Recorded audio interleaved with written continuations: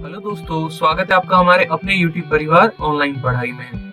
तो आइए शुरू करते हैं वीडियो को। इस वीडियो में मैं आपको बताऊंगा कि कैसे मैंने सीडीएस को फर्स्ट अटेम्प्ट में ही क्लियर किया और एक बार नहीं तीन बार इस पेपर को मैंने क्रैक किया है। ये मेरा एसएसबी का कॉल लेटर है जो 29 जुलाई 2019 को आया था और इसके अलावा मेरे बाकी 2 कॉल लेटर्स भी हैं। तो इस वीडियो में मैं आपको बुक्स, स्ट्रैटेजी और साथ ही साथ कुछ टिप्स भी बताऊंगा जिससे बड़े आसानी से आप इस पेपर को क्लियर कर सकते हैं। ये यूपीएससी के द्वारा कंडक्ट कराया गया सबसे बेहतरीन जॉब है। इसमें ज्वाइनिंग बहुत जल्दी आ जाती है तो आपको वेट नहीं करना पड़ता है। तो आइए मैं अपना पहला कॉल लेटर आपको दिखाता हूँ। ये मेरा पहला कॉल लेटर था जो 29 जुलाई को आया था। इसमें मेरे सारे डिटेल्स दिए हुए हैं तो आप चेक कर सकते हैं। नेक्स्ट मेरा दूसरा कॉल लेटर 20/10/2019 को आया था। उस समय मैं दिल्ली में था तो तभी मेरा कॉल लेटर आया था। और मेरा तीसरा कॉल लेटर किसी रीजन की वजह से यहाँ पर मेरे पास नहीं है, वो अभी बिहार में है तो वो मैं आपको शो नहीं कर सकता। साथ में मैं आपको ये भी बता दूं कि मैंने सीडीएस को 3 बार क्वालिफाई किया है और मैंने एनडीए का पेपर भी क्वालिफाई किया हुआ है, तो इसलिए मुझे काफी ज्यादा एक्सपीरियंस है और मैं आपके साथ कुछ इसी बारे में नॉलेज शेयर करना चाहता हूँ। तो देखिए, सीडीएस को क्रैक करने के लिए आपको कुछ सर्टेन स्ट्रैटेजी बनानी पड़ेगी और उसी स्ट्रैटेजी के ऊपर मैं ये आपके लिए वीडियो बना रहा हूँ। नेक्स्ट बात करते हैं फॉर्म की डिटेल्स की। तो देखिए, सीडीएस का पेपर करवाता कौन है? तो सीडीएस का पेपर यूपीएससी करवाती है, इसलिए इसका थोड़ा सा जीके टफ होता है, लेकिन अच्छी बात यह है कि इसका रिजल्ट बहुत जल्दी आता है। आप यहाँ देख सकते हैं कि एप्लीकेशन जो है वो 28/10 को आया था अभी रिसेंट में। अच्छा, एक और बात, सीडीएस का पेपर साल में 2 बार होता है। एप्लीकेशन 28/10 को आया था, फॉर्म भरने की लास्ट डेट 17/11 थी और इसमें एग्जाम का डेट जो है वो 7 फरवरी को है, इसलिए एडमिट कार्ड इसके जनवरी को ही आ जाएंगे और रिजल्ट देखिए कितने जल्दी टाइम में, मार्च में ही इसका रिजल्ट आ जाएगा। तो यहाँ पर इस जॉब को लेने का फायदा ये है, अगर आप इस पेपर को दे रहे हैं, इस पेपर के लिए तैयारी कर रहे हैं, तो आप 1 साल के अंदर 2 अटेम्प्ट भी दे सकते हैं और साथ ही साथ आप बहुत जल्दी से ज्वाइनिंग भी इसमें ले सकते हैं। अदर जॉब्स की तरह इसमें डिले नहीं होता है। बात करते हैं फीस की। तो फीस में देखिए, यहाँ पर जनरल और ओबीसी के लिए 200 रुपए फीस है, SC ST के लिए कोई फीस नहीं है और एग्जामिनेशन जो होता है वो ऑफलाइन मोड होता है। इसमें आपको OMR शीट भरनी होती है, ऑनलाइन मोड एग्जामिनेशन नहीं होता। नेक्स्ट बात करते हैं एलिजिबिलिटी की। तो एलिजिबिलिटी के लिए काफी क्वेश्चंस आते हैं मेरे पास कि सर मैं एलिजिबल हूं या नहीं हूं। तो आप यहाँ देख सकते हैं इस बार का जो वैकेंसी आया है उसमें 345 पोस्ट है, जिसमें इंडियन मिलिट्री एकेडमी में 100 पोस्ट हो गए, इंडियन नेवल एकेडमी में 26 पोस्ट हो गए, एयरफोर्स में आपको 32 पोस्ट हो गए और ओटीए में आपको 170 पोस्ट हो गए। साथ में इस बार नया पोस्ट ये भी था आपको ओटीए वुमेन, जिसमें आपको 17 पोस्ट थे। बात करते हैं इनके लिए एज रिक्वायरमेंट की। तो इनके लिए जो एज चाहिए होता है वो 19 to 24 ईयर चाहिए होता है, लेकिन इसमें एक और कैच ये है कि आप अनमैरिड होने चाहिए। मैरिड पीपल आईएमए के लिए अप्लाई नहीं कर सकते हैं। सेम प्रोसीजर आपका आईएनए के लिए भी है और एयरफोर्स के लिए आपको 20 to 24 ईयर्स चाहिए होता है, इसमें आपका 1 साल कम पड़ जाता है, तो इस बात का ध्यान देंगे। साथ में ओटीए के लिए 19 से 25 साल चाहिए होता है। इसमें आपको बेनिफिट ये मिलता है कि इसमें अनमैरिड और मैरिड दोनों लोग अप्लाई कर सकते हैं। अब जो वुमेन डाइवोर्सी हो गई या विडो हो गई वो भी लोग ओटीए के लिए अप्लाई कर सकते हैं। बात करते हैं एलिजिबिलिटी की। तो देखिए, इसमें कोई भी ग्रेजुएट पर्सन अप्लाई कर सकता है जिसने ग्रेजुएशन एक रिकॉग्नाइज्ड यूनिवर्सिटी से किया हो। नेक्स्ट बात करते हैं बुक्स के बारे में। तो देखिए, बुक्स के बात करने के पहले मैं आपको पेपर पैटर्न बता दूं कि पेपर पैटर्न होता क्या है। सीडीएस का जो पेपर होता है वो 2 पार्ट में डिवाइड होता है, स्टेज 1 और स्टेज 2। स्टेज 1 में आपके 3 पेपर्स होते हैं। पहला होता है जीके, दूसरा होता है मैथ्स का और तीसरा होता है आपको इंग्लिश का। एक और बात इसमें यह है कि ओवरऑल कटऑफ के साथ साथ आपको सेक्शनल कटऑफ भी चाहिए होता है। जैसे आप कोई भी गवर्नमेंट जॉब की प्रिपरेशन करते हो तो एक ओवरऑल कटऑफ आ जाता है, उस पर आपका सिलेक्शन हो जाता है, लेकिन इसमें क्या चाहिए है कि आपको 20% मार्क्स जो है वो हर सेक्शन में लेकर आना होगा। यानी अगर 100 नंबर का जीएस का पेपर है तो आपको मिनिमम 20 तो चाहिए ही चाहिए। इसी तरीके से मैथ्स हो गया और इंग्लिश हो गया, आप 2 पेपर के बल पे सिलेक्शन नहीं ले सकते। स्टेज 2 की बात करते हैं। तो स्टेज 2 जो होता है वो काफी टफ होता है, एसएसबी जिसे हम कहते हैं। स्टेज 1 के 90% सिलेक्टेड बच्चे एसएसबी में जाके आउट हो जाते हैं। तो इसलिए काफी आपने सुना होगा कि मैंने पेपर 5 बार क्वालिफाई किया, 2 बार किया, लेकिन मैं एसएसबी में आउट हो गया। तो एसएसबी के लिए भी मैं आपको सर्टेन वीडियो में काफी इंटरेस्टिंग फंडा बताऊंगा जिससे आप एसएसबी को काफी आसानी से क्रैक कर सकते हैं। तो नेक्स्ट बात करते हैं हम बुक्स की। तो बुक्स की बात करने के पहले हम देखते हैं स्टेज 1 के बारे में। देखो, स्टेज 1 जो हो गया वो आपका पहला पेपर हो गया इंग्लिश, दूसरा हो गया जनरल नॉलेज और तीसरा एलिमेंट्री मैथमेटिक्स। तो स्टेज 1 जो होता है वो 2 घंटे का होता है, जनरल नॉलेज 2 घंटे का, मैथ्स 2 घंटे का। सभी के मार्क्स 100 होते हैं, लेकिन क्वेश्चन डिफरेंट होते हैं। इंग्लिश में 120 सवाल, जीएस में 120 सवाल और मैथ्स में 100 सवाल। अब ये मार्क्स डिस्ट्रीब्यूशन जो होता है इनका पर क्वेश्चन का आई थिंक अप्रोक्स 0.83 होता है और मैथ्स के लिए पर क्वेश्चन 1 मार्क्स का होता है। अब जो ओटीए वाले हो गए, इनमें एक और इम्पोर्टेंट ये है कि जो ओटीए वाले हो गए उनको सिर्फ इंग्लिश और जीके का पेपर देना होता है, उनके लिए मैथ इंपॉर्टेंट नहीं होता। तो आप ये 2 पेपर देके घर जा सकते हैं। एक और बात मैं आपको बताऊं, जब आप पेपर देने जाओगे तो मैथ्स का पेपर आते आते आप काफी ज्यादा एग्जॉस्ट हो जाओगे। पहले सुबह हो गई आपके 2 घंटे इंग्लिश के पेपर, फिर 1 घंटे का गैप, फिर 2 घंटे आपको जीके की पेपर, फिर 1 घंटे का गैप, तब बारी आती है आपकी मैथ्स की पेपर की। तो काफी एग्जॉस्टेड रहते हैं, तो उस टाइम आप अपने आप को काफी मेंटली प्रिपेयर रखें, कुछ खाना पीना साथ लेके जाएं। मैंने उस टाइम रेड बुल पी लिया था तो थोड़ी बहुत एनर्जी मुझे आ गई थी, तो आप ऐसा कुछ एनर्जी ड्रिंक भी साथ लेके जा सकते हैं जिससे आपको थोड़ा सा बेनिफिट मिले। नेक्स्ट बात करते हैं हम यहाँ पे स्टेज 2 की। तो देखिए स्टेज 2 क्या है, इसको हम बोलते हैं इंटेलिजेंस एंड पर्सनालिटी टेस्ट, जिसका नाम एक और भी है SSB। ये आपको अलग अलग जोन्स में होगा। देखिए स्टेज 1 जब आप क्लियर कर लेंगे तो आपको मेरे जैसा कॉल लेटर आएगा और उस कॉल लेटर में आपको हर एक डिटेल मेंशन होगी कि आपको कितने ट्रैक शूट लेके जाने हैं, कितने पेयर ऑफ शूज लेके जाने हैं, आपको कितने दिन का स्टे होगा। एक और इम्पोर्टेंट बात, यहाँ पर आपको गवर्नमेंट रहने का जाने का पैसा देती है, यानी जो ट्रेवल अलाउंस हो गया आने का और जाने का, वो दोनों का पैसा गवर्नमेंट ही देगी। और 5 दिन जो वहां आप रहते हैं खाते हैं उनका कोई चार्ज नहीं लगता है। यहाँ पर नेक्स्ट बात करते हैं हम यहाँ पे कि चलो स्टेज 2 जो होता है वो काफी टफ है। तो मैंने आपको अभी बताया था कि इसके लिए मैं एक इम्पोर्टेंट फंडा बताऊंगा जिससे आप क्लियर कर सकते हैं, वो है ये एनके नटराजन सर का वीडियो। इनका वीडियो आप यूट्यूब पे सर्च करें और इनकी एक किताब भी आती है, उसमें काफी खूबसूरत तरीके से लिख रखा है कि बिना किसी तैयारी के, बिना किसी कोचिंग लिए हुए आप कैसे स्टेज 2 को क्लियर कर सकते हैं। तो ये इनबिल्ट फीचर होता है, लेकिन फिर भी आप इनकी वीडियो को जरूर देखें। नेक्स्ट बात करते हैं हम बुक्स की। तो आइए बुक्स के बारे में सबसे पहला जानते हैं। बुक्स के लिए सबसे इंपॉर्टेंट है प्रैक्टिस सेट। मैं हमेशा अपने दोस्तों को, अपने स्टूडेंट्स को एक ही बात बताता हूँ कि आप ज्यादा से ज्यादा प्रैक्टिस सेट पे फोकस करें। आप बुक्स के लिए जितने कम रिसोर्सेज रखेंगे उतना बेहतर है, लेकिन प्रैक्टिस सेट को एज आप गाइड के लिए इस्तेमाल करें। आप कोई कोचिंग ना ले, कुछ ना ले, लेकिन प्रैक्टिस सेट आप बार बार लगाते रहें। प्रैक्टिस सेट के लिए देखिए काफी अच्छी बुक आती है अरिहंत की, जिसका नाम है पैथफाइंडर। मैंने इस बुक को ऑलमोस्ट 2 बार बनाया था जब मैंने पेपर दिया था। तो कोशिश करें आप इस बुक को बनाने की। साथ में इस बुक को जब आप बनाएं तो आप एक डायरी भी रखें, या फिर आप इस बुक को हाईलाइट करें उन क्वेश्चंस को जो थोड़े से अच्छे क्वेश्चंस हैं। नेक्स्ट बात करते हैं हम मैथ्स के लिए। तो मैथ्स का सबसे डाउटेबल टॉपिक रहता है, सबसे ज्यादा क्वेश्चनेबल टॉपिक रहता है कि सर मैथ्स के लिए बुक कौन सा फॉलो करें। तो देखो इस वीडियो में मैंने आपको बता रखा है, मैथ्स के लिए जो सबसे पहला बुक आता है वो आपको डॉक्टर RS अग्रवाल का बुक आता है, एस चंद का पब्लिकेशन का। इनकी कॉस्ट ज्यादा नहीं होती, 200 से 300 के अप्रोक्स होती है और ये मार्केट में इजीली अवेलेबल है। आप इसको ऑनलाइन भी ले सकते हैं और ऑफलाइन भी स्टोर से परचेस कर सकते हैं। ये पेपर फुल्ली सॉल्व्ड है। इसके अलावा अगर किसी को मैथ में और ज्यादा प्रैक्टिस करनी है तो एक और बुक आती है, आप इसको ऐड कर सकते हैं, वो है फास्ट ट्रैक ऑब्जेक्टिव के नाम से, राजेश वर्मा की।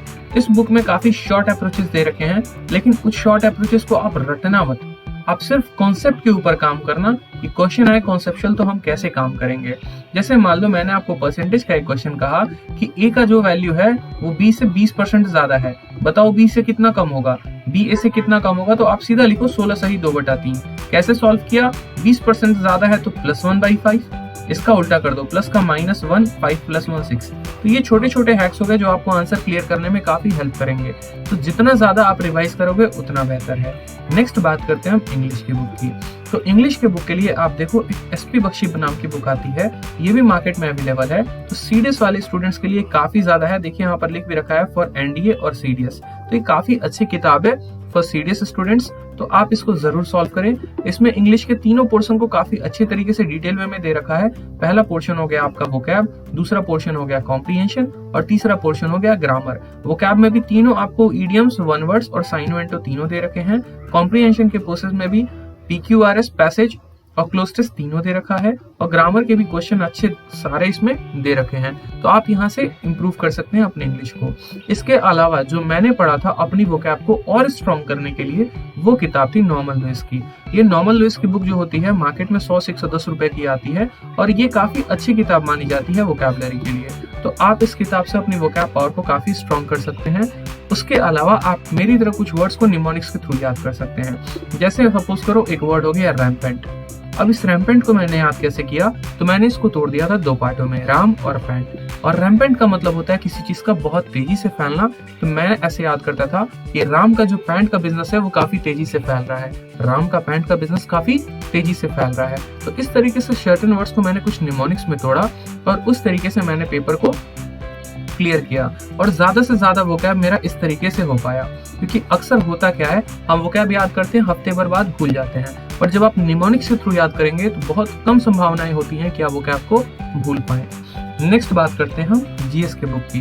तो ये भी काफी डिबेटेबल टॉपिक होता है कि सर जीएस में तो मटेरियल बहुत ज्यादा है, मार्केट में ये किताब है, फिजिक्स के लिए ये है, केमिस्ट्री के लिए है, बायो के लिए है, हम एग्जैक्टली कौन सा पढ़े। तो इसमें मैं आपको बता दूं, जीके के लिए सबसे पहली किताब जो आपको पढ़नी ही पढ़नी है वो आपको लूसेंट की जनरल नॉलेज। जब आप इस बुक को पढ़ेंगे तो इसमें कुछ जीएस के भी मटेरियल दिए होंगे, आप उनको भी खत्म कर सकते हैं। जिस स्टूडेंट ने ये बुक को सॉल्व कर लिया वो ऑलमोस्ट यूपीएससी का प्री तक क्लियर कर सकता है, इतना मेरा दावा है, या बीपीएससी का प्री तो क्लियर कर ही सकता है, एसएससी की तो बात ही छोड़ दें आप। तो ये बुक काफी इंपॉर्टेंट है उन स्टूडेंट्स के लिए। इसके अलावा जो करंट का टॉपिक होता है, तो करंट के लिए भी आप काफी भटकते हैं, कोई द हिंदू का मटेरियल लेता है, कोई कुछ लेता है, कोई कुछ लेता है, तो इतना आपको नहीं, सॉरी, आप प्रतियोगिता मंत्रा का वीकली करंट अफेयर का बुक परचेस कर सकते हैं। ये हिंदी इंग्लिश दोनों में आता है और आप इनको पढ़ें। लेकिन जब आप करंट पढ़े तो आप कुछ बातों का ध्यान दें। जैसे पहला, आप डिफेंस से रिलेटेड सारे इंपॉर्टेंट फैक्ट्स को बहुत अच्छे से पढ़ें। किसने कितनी मिसाइल खरीदें, किस कंट्री का आपको बजट कितना है, अभी रिसेंट में हमारे कौन चीफ बने, जैसे सीडीएस था, सीडीएस की आपकी स्थापना कब हुई, और पहले चीफ स्टाफ कब बने, तो बिपिन रावत बने हैं। तो इस तरीके से आप पढ़ सकते हैं, आप सारे मेमोरीज को रिकॉल करें, एक फैक्ट बुक बनाएं और उसमें आप सारे पॉइंट्स को नोट करें, या आप इसी बुक को हाईलाइट करते रहें और पेपर के लास्ट 6 मंथ के पहले का आप सभी ये मैगजीन जो है पढ़ सकते हैं। नेक्स्ट बात करते हैं हम यहाँ पे कि कुछ रूल्स। देखो बुक्स तो मैंने आपको बता दिया, रही बात सिलेबस की, तो सिलेबस के लिए जो बच्चे इंटरेस्टेड है कि सर सिलेबस क्या है, चलो बुक्स तो हम जान गए। तो देखो सिलेबस का मैंने स्लाइड नहीं बनाया क्योंकि सिलेबस बहुत ज्यादा मटेरियल है, तो उसके लिए आप एक वेबसाइट बताता हूँ, सरकारी रिजल्ट। यहाँ आप देख लीजिए सरकारी रिजल्ट, और सरकारी रिजल्ट वेबसाइट से आप जाकर सीडीएस का पूरा सिलेबस डाउनलोड कर सकते हैं। बट जब आप प्रीवियस ईयर बुक्स लगाएंगे तो आपको दो रोली पता चल जाएगा। जैसे पैथफाइंडर की जो बुक मैंने बताई थी, तो पैथफाइंडर बुक में आपको दो रोली एक एक टॉपिक का दे रखा है, चाहे वो स्टैटिक हो गया या फिर वो करंट के क्वेश्चंस हो गए, मैथ्स का, इंग्लिश का, हर कुछ दे रखा है। तो आपको एक व्यू मिल जाएगा। जब आप 50-100 प्रैक्टिस सेट लगा लोगे तो फिर मुझे नहीं लगता कि आपको कोई इश्यू आने वाली है। तो इतना कुछ क्लियर करने के बाद बात आती है अब हमारी स्ट्रैटेजी क्या होनी चाहिए, पेपर के बारे में हम किस तरीके से पढ़े कि हमारा 100% सिलेक्शन हो। उसके लिए मैं आपको सिर्फ 5 रूल्स बताऊंगा। वो 5 रूल्स अगर आप फॉलो कर लेते हैं तो आपका पेपर क्लियर होना 100% श्योर है। तो बात करते हैं उन 5 गोल्डन टिप्स की जिनको मैंने फॉलो किया था। पहला पॉइंट है, हमेशा मोटिवेटेड रहें, स्टे मोटिवेटेड। मोटिवेशन एक ऐसी चीज है जो आपको डेली अप लेकर जाती है, ये बात ध्यान रहे। हर किसी के लाइफ में कुछ ना कुछ प्रॉब्लम है, किसी के घर में कोई इशू है, किसी का फाइनेंशियल इशू है, किसी का कुछ ना कुछ इशू चलता रहता है, लेकिन मोटिवेशन आपको हमेशा लाइफ में अप बढ़ने के लिए फोर्स करती रहेगी। अब आपको मोटिवेट कैसे होना है? क्या आपको इस बात से मोटिवेट होना है कि आपकी फैमिली कंडीशन सही नहीं है, या आपको इस बात से मोटिवेट होना है कि आपका एज कम है और आपका सिलेक्शन नजदीक है या सिलेक्शन नहीं हो रहा? वो सब बातें मोटिवेट नहीं करती, ये कुछ पल तक मोटिवेट करती हैं लेकिन हमेशा नहीं करती। आपको जो सबसे बड़ा मोटिवेशन फैक्टर ये होगा ना कि आप एक पोस्ट चुनो। आप सोचो कि आपको कौन सा पोस्ट चाहिए। अगर आपको आईएमए चाहिए ना तो आप दिन रात आईएमए के सपने देखो, आप उससे रिलेटेड वीडियो देखो। वो चीजें आपका साथ साथ नॉलेज भी बढ़ाएंगे और आपको मोटिवेट भी रखेंगे। जैसे मुझे जो पोस्ट चाहिए मैं अधिकतर उसके बारे में सर्च करते रहता हूँ, मैं हमेशा उसके बारे में ज्यादा से जानकारी प्राप्त करने की कोशिश करता हूँ, और उसके जो पर्क्स होते हैं, जो उसके बेनिफिट्स होते हैं, वो मुझे और ज्यादा पढ़ने को मजबूर करते हैं, ज्यादा लोगों से रेस में आगे बढ़ने के लिए मजबूर करते हैं। तो ये बात आप हमेशा ध्यान रखें। एक आपका ऐसा गोल हो, अगर आपको आईपीएस बनना है ना या फिर आपको आईएएस बनना है, तो सिर्फ सपने देखने से नहीं होगा, इस लेवल का आप मेहनत करें। और खुशी तब होगी जब आप किसी भी वर्दी वाले पर्सन को देखेंगे और आप ये भी सोचेंगे कि मेरे सर पर भी वो टोपी हो। तो हमेशा एपीजे अब्दुल कलाम एक बात कहते थे सपने वो नहीं जो आप सोने के बाद देखते हैं, सपने वो हैं जो आपको सोने नहीं देते हैं। तो इस चीज को आप हकीकत में बदलें, उसको जमीन पे उतारें और आप इसके लिए दिन रात मेहनत करते रहें। नेक्स्ट बात आती है, आप अपने रिसोर्सेज को लिमिट रखें। रिसोर्सेज ऐसा है जो आपको सिलेक्शन दिला सकता है और आपका सिलेक्शन हटा सकता है। बहुत से ऐसे बच्चों को मैंने देखा था जो 10-10 घंटे 12-12 घंटे पढ़ेंगे, कौन सी किताबें पढ़ेंगे भगवान जाने।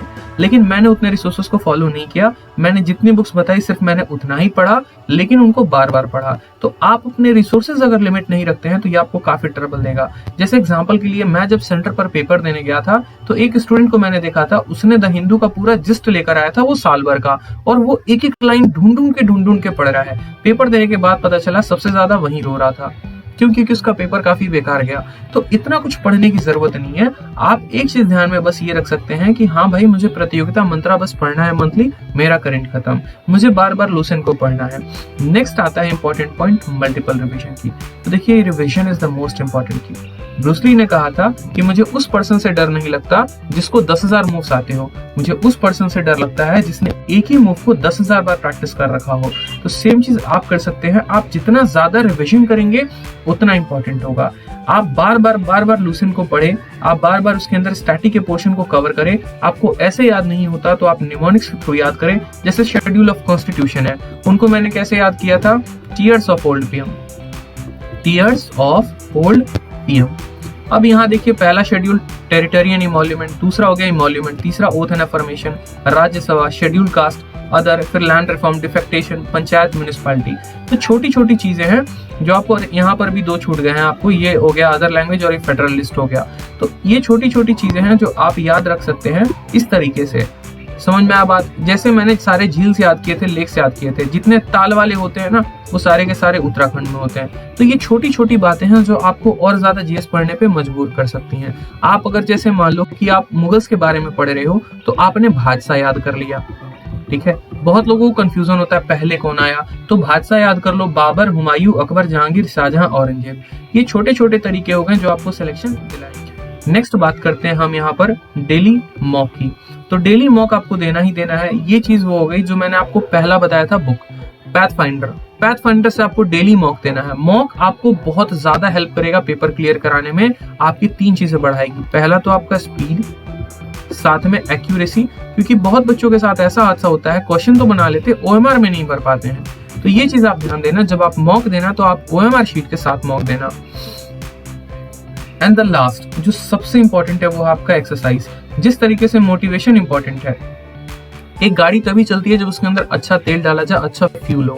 उसी तरीके से आपकी बॉडी तभी वर्कआउट करेगी जब आप डेली एक्सरसाइज करोगे। आपको फिजिकली फिट रहना पड़ेगा, आपको अपने आप को थोड़ा सा टाइम देना पड़ेगा ताकि आप अच्छे से सोच पाओ, और ये चीज आपको हेल्प करेगी स्टेज 2 में।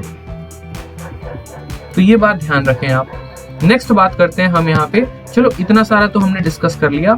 अब बात एक लास्ट इंपॉर्टेंट रूल जो मैं आपको बताऊंगा वो ये है कि बस आप पेपर के पहले थोड़ा देर शांत रहना और अपने बारे में सोचना आपने क्या पढ़ा है। इससे ज्यादा आपको लास्ट टाइम रिवीजन करने की कोई आवश्यकता नहीं है।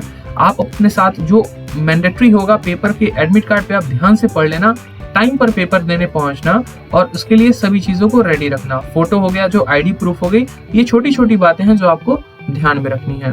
तो अगर आपको हमारा वीडियो पसंद आता है तो आप हमारे परिवार में जुड़ सकते हैं। हमारे चैनल का नाम है ऑनलाइन पढ़ाई, जिसको आप सब्सक्राइब कर सकते हैं, और हमारे वीडियो को ऑनलाइन पढ़ाई और हमारे वीडियो को आप लाइक कर सकते हैं, शेयर कर सकते हैं। जिन बच्चों का पेपर फरवरी में है उनके लिए हमारे फैमिली की तरफ से ऑल द बेस्ट। अच्छे से पेपर दे के आना और सिलेक्शन लेके आना है। Thank you.